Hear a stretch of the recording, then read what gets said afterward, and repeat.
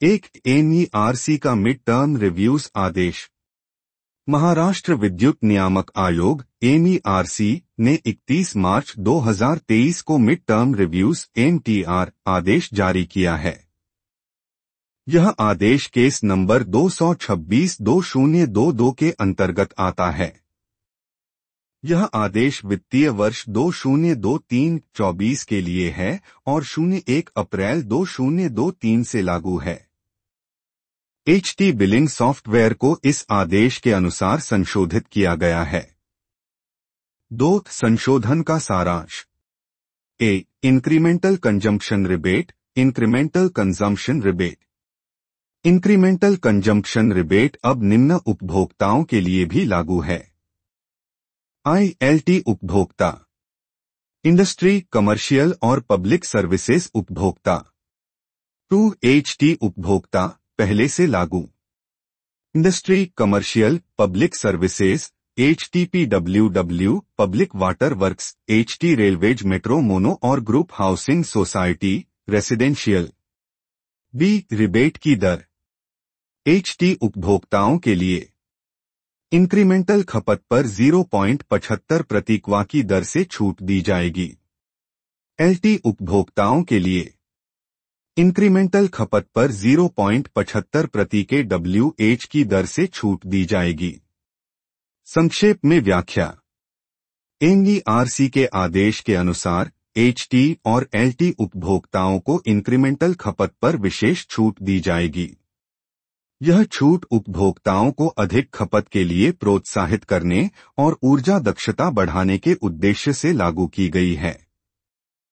HT billing software को इन छूटों के प्रावधानों के अनुसार संशोधित किया गया है। 3 योग्य उपभोक्ताओं को छूट। यह छूट केवल उन योग्य उपभोक्ताओं को दी जाएगी जो थ्रेशोल्ड सीमा, थ्रेशहोल्ड लिमिट से अधिक बिजली की खपत करते हैं। थ्रेशोल्ड सीमा का मतलब है कि छूट पाने के लिए उपभोक्ता की खपत एक न्यूनतम मानक से अधिक होनी चाहिए। 4 बेसलाइन खपत का निर्धारण। उपभोक्ता की 3 वर्षों 2020 से 21 से 2022 से 23 के बीच की औसत मासिक खपत को बेसलाइन खपत, बेसलाइन कंजम्पशन या मासिक थ्रेशोल्ड खपत माना जाएगा। इंक्रीमेंटल खपत, बढ़ी हुई खपत का निर्धारण इस बेसलाइन खपत से किया जाएगा। संक्षेप में व्याख्या। 1 केवल वे उपभोक्ता जो अपनी थ्रेशोल्ड खपत सीमा से अधिक बिजली का उपयोग करते हैं, वे इस रिबेट के लिए पात्र होंगे। 2 पिछले 3 वर्षों की औसत मासिक खपत का उपयोग बेसलाइन निर्धारित करने के लिए किया जाएगा। 3 इस नीति का उद्देश्य उपभोक्ताओं को अधिक बिजली खपत के लिए प्रोत्साहित करना है, लेकिन यह सुनिश्चित करना भी है कि यह केवल उन्हीं को मिले जो आवश्यक मापदंडों को पूरा करते हैं।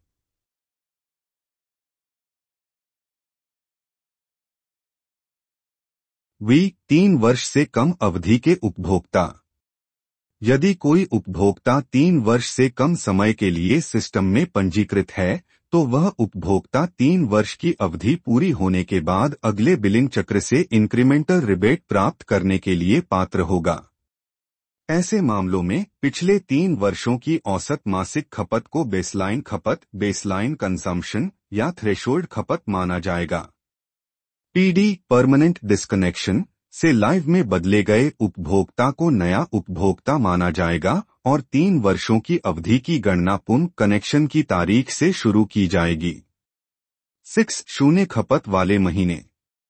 उन महीनों में जहां उपभोक्ता की खपत 0 कंजम्पशन है, उन्हें औसत मासिक खपत, बेसलाइन एवरेज मंथली कंजम्पशन की गणना में शामिल नहीं किया जाएगा। संक्षेप में व्याख्या। 1 नए उपभोक्ता या PD से लाइव उपभोक्ताओं के लिए 3 साल की खपत का रिकॉर्ड बनाना जरूरी है। 2 जिन महीनों में खपत 0 है, उन्हें बेसलाइन खपत की गणना से हटा दिया जाएगा। 3 यह प्रावधान यह सुनिश्चित करता है कि केवल वास्तविक खपत को ध्यान में रखा जाए और उपभोक्ताओं को उचित छूट प्रदान की जाए। 7 ओपन एक्सेस या रूफटॉप फोटोवोल्टाइक RTPV के लिए प्रावधान। यदि किसी महीने में उपभोक्ता ओपन एक्सेस या रूफटॉप सोलर सिस्टम आरटीपीवी का विकल्प चुनता है, तो बेसलाइन मासिक औसत खपत की गणना में केवल ओपन एक्सेस इकाइयों या समायोजित सोलर इकाइयों को छोड़कर बाकी इकाइयों को शामिल किया जाएगा। हालांकि छूट रिबेट केवल एमएसईडीसीएल द्वारा प्रदान की गई इकाइयों तक ही सीमित होगी। 8 अमलगमेशन मार्जिन का प्रावधान। यदि किसी इकाई या लोड को दूसरी इकाई लोड के साथ अमलगमेट या मर्ज किया जाता है और एक इकाई का लोड स्थायी रूप से बंद कर दिया जाता है, तो ऐसी स्थिति में इंक्रीमेंटल खपत को मर्ज या अमलगमेट किए गए लोड की कुल खपत पर लागू किया जाएगा। मर्जिंग अमलगमेशन के लिए एचटी बिलिंग एप्लीकेशन में विशेष प्रावधान किया गया है, जहां इस प्रक्रिया का विवरण दर्ज किया जा सकता है। ट्रांजैक्शन मर्जिंग बटा अमलगमेशन। संक्षेप में व्याख्या।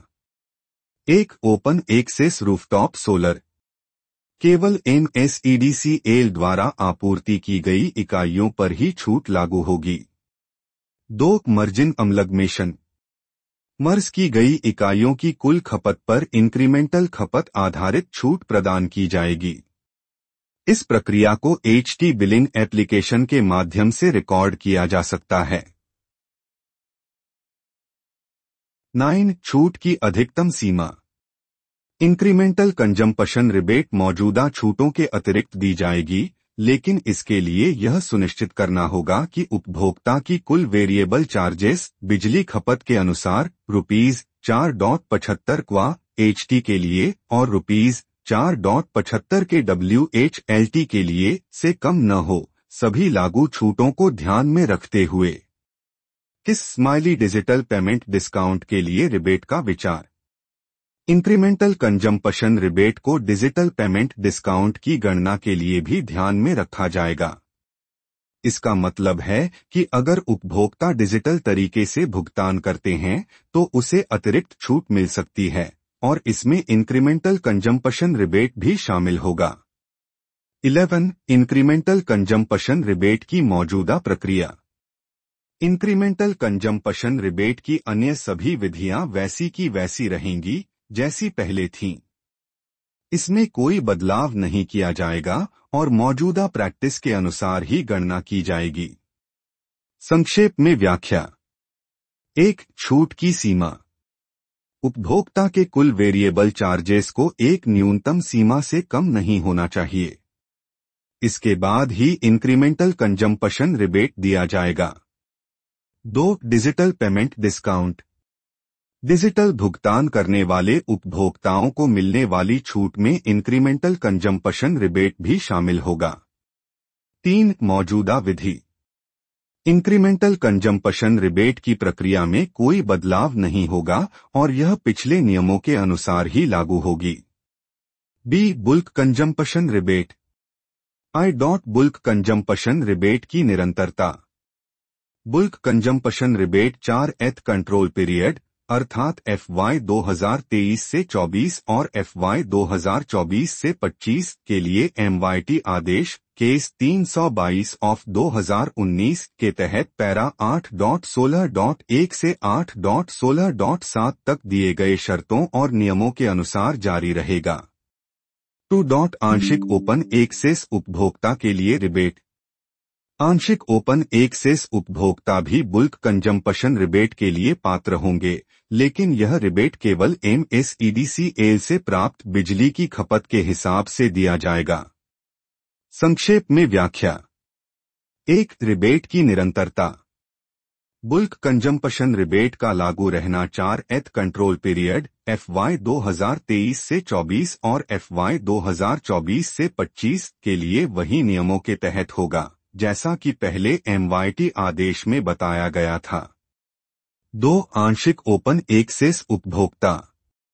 जो उपभोक्ता आंशिक ओपन एक्सेस का चयन करते हैं वे भी बुल्क कंजम्पशन रिबेट के पात्र होंगे, लेकिन यह रिबेट केवल MSEDCL से प्राप्त बिजली की खपत पर आधारित होगा। सी ग्रीन पावर टैरिफ। ग्रीन ऊर्जा के लिए न्यूनतम अवधि। किसी भी वितरण लाइसेंसधारी से ग्रीन ऊर्जा की मांग कम से कम 1 वर्ष की अवधि के लिए की जानी चाहिए। 2. ग्रीन पावर के चयन का विकल्प। उपभोक्ता अपनी खपत के 25% से लेकर 100% तक ग्रीन पावर खरीदने का चयन कर सकते हैं। यह विकल्प ओपन एक्सेस उपभोक्ताओं के लिए भी उपलब्ध होगा, जो अपनी शेष खपत के लिए वितरण लाइसेंसधारी से ग्रीन पावर का चयन कर सकते हैं। 3. ग्रीन पावर टैरिफ केवल चयनित खपत पर लागू होगा। ग्रीन पावर टैरिफ केवल उपभोक्ता द्वारा चयनित खपत प्रतिशत पर ही लागू होगा। संक्षेप में व्याख्या। 1. ग्रीन ऊर्जा की न्यूनतम अवधि। ग्रीन पावर के लिए उपभोक्ता को कम से कम 1 वर्ष का अनुबंध करना आवश्यक होगा। 2. खपत के हिसाब से चयन। उपभोक्ता अपनी कुल खपत का 25% से लेकर 100% तक ग्रीन पावर खरीदने का चयन कर सकते हैं। ओपन एक्सेस उपभोक्ताओं के लिए भी यह विकल्प उपलब्ध रहेगा। 3. टैरिफ का निर्धारण। ग्रीन पावर टैरिफ केवल उसी प्रतिशत खपत पर लागू होगा जो उपभोक्ता ने ग्रीन पावर के लिए चुना है।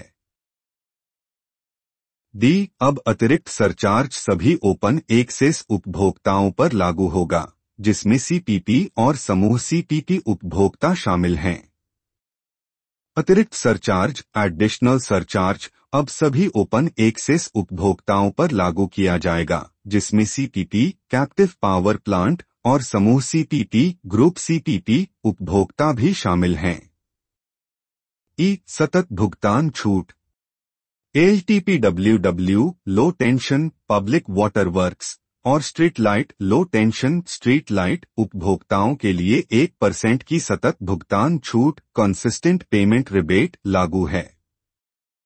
एलटीएजी लो टेंशन एग्रीकल्चरल उपभोक्ताओं के लिए 5% की सतत भुगतान छूट लागू है। इसके लिए एडजस्टमेंट टाइप 94 पेश किया गया है। रक्षा कॉलोनी संस्थानों के लिए ऊर्जा शुल्क में 20% की कमी। रक्षा कॉलोनी संस्थानों के लिए ऊर्जा शुल्क एनर्जी चार्ज में 20% की कमी इंक्लूडिंग एफएसी दी जाएगी, जो ग्रुप हाउसिंग श्रेणी एचटी ग्रुप हाउसिंग कैटेगरी के तहत आते हैं। रक्षा कॉलोनी संस्थानों को सक्रियता कोड 10436 के तहत पहचाना जाएगा। अप्रैल 2023 बिलिंग माह से पहले इन उपभोक्ताओं के सक्रियता कोड को बदला जाएगा। संक्षेप में व्याख्या। 1. अतिरिक्त सरचार्ज का लागू होना। अब ओपन एक्सेस उपभोक्ताओं पर अतिरिक्त सरचार्ज लागू होगा, जिसमें सीपीपी और समूह सीपीपी उपभोक्ता भी शामिल हैं। 2. सतत भुगतान छूट। एलटीपीडब्ल्यूडब्ल्यू और एलटी स्ट्रीट लाइट उपभोक्ताओं के लिए 1% और एलटीएजी उपभोक्ताओं के लिए 5% की छूट लागू होगी। 3. रक्षा कॉलोनी के लिए छूट। रक्षा कॉलोनी संस्थानों के लिए 20% ऊर्जा शुल्क में कमी दी जाएगी, जो ग्रुप हाउसिंग श्रेणी के तहत आते हैं। अप्रैल 2023 माह के लिए बिलिंग। 1. प्रो राटा आधार पर टैरिफ लागू करना। यदि उपभोक्ता का बिलिंग चक्र संशोधित टैरिफ लागू होने की तारीख से अलग है, तो उपभोक्ता की खपत के लिए टैरिफ प्रो राटा आधार प्रो राटा बेसिस पर लागू किया जाएगा। संबंधित अवधि के लिए वर्तमान और संशोधित टैरिफ के आधार पर बिल गणना की जाएगी, जो कि उपभोक्ता की खपत के हिसाब से होगी। 2. एफएसी दरें। अप्रैल 2023 के बिलिंग माह के लिए एफएसी दरें एफएसी रेट्स 0 मानी गई हैं। 3. एनसी मॉड्यूल में बदलाव के अनुसार बिलिंग प्रोग्राम में संशोधन। एनसी संशोधन एनसी अमेंडमेंट्स के अनुसार टैरिफ और गतिविधि संयोजन के लिए ड्यूटी छूट अवधि ड्यूटी एग्जम्पशन पीरियड की जांच न करने के लिए बिलिंग प्रोग्राम में बदलाव किया गया है। 4. एपीपीसी दर और सामान्य टैरिफ दर। FY 2022-23 के लिए एपीपीसी दर एपीपीसी रेट 4.05 के WH और लिक्विड फ्यूल स्रोत को छोड़कर और सामान्य टैरिफ दर जेनेरिक टैरिफ रेट ₹3.00 के WH लागू की गई है। संक्षेप में व्याख्या। 1. प्रो राटा आधार पर टैरिफ। यदि उपभोक्ता का बिलिंग चक्र संशोधित टैरिफ लागू होने के बाद है तो उपभोक्ता की खपत के आधार पर बिल प्रो राटा आधार पर निर्धारित किया जाएगा। 2. FAC दरें। अप्रैल 2023 के लिए FAC दरें 0 लागू की गई हैं। 3. NC मॉड्यूल में बदला। बिलिंग प्रोग्राम को संशोधित किया गया है ताकि ड्यूटी छूट अवधि की जांच न की जाए, जैसा कि NC संशोधन में निर्धारित किया गया था। 4. APPC और सामान्य टैरिफ दरें। 2022 से 23 के लिए APPC और सामान्य टैरिफ दरों को निर्धारित किया गया है। 5. SD ब्याज दर। 1 अप्रैल 2022 से 31 मार्च 2023 तक की अवधि के लिए लागू SD ब्याज दर SD इंटरेस्ट रेट 4.25% प्रति वर्ष पर एनम मानी गई है। 6. औसत पावर परचेज लागत और ट्रांसमिशन शुल्क। FY 2023-24 के लिए औसत पावर परचेज लागत एवरेज पावर परचेज कॉस्ट और ट्रांसमिशन शुल्क ट्रांसमिशन चार्जेस की दर ₹5.55 प्रति यूनिट पर यूनिट निर्धारित की गई है। VMNDD प्लस सब्सिडी को ₹5.55 के पावर परचेज दर पर सीमित कैप्ड किया जाएगा। 7. AGLIS subsidy. AGLIS उपभोक्ताओं के लिए मार्च 2023 तक के बिलों के लिए AGLIS सब्सिडी की घोषणा की गई थी। इन उपभोक्ताओं के लिए सब्सिडी के बिना बिल्स विदाउट सब्सिडी तैयार किए गए हैं। 8. VMNDD प्लस पावर लूम और वस्त्र उपभोक्ता। VMNDD प्लस पावर लूम और वस्त्र उपभोक्ताओं को सब्सिडी के साथ बिल्ड विद सब्सिडी भेजे गए हैं। संक्षेप में व्याख्या। 1. SD ब्याज दर। 1 अप्रैल 2022 से 31 मार्च 2023 तक के लिए SD पर 4.25% प्रति वर्ष ब्याज दर लागू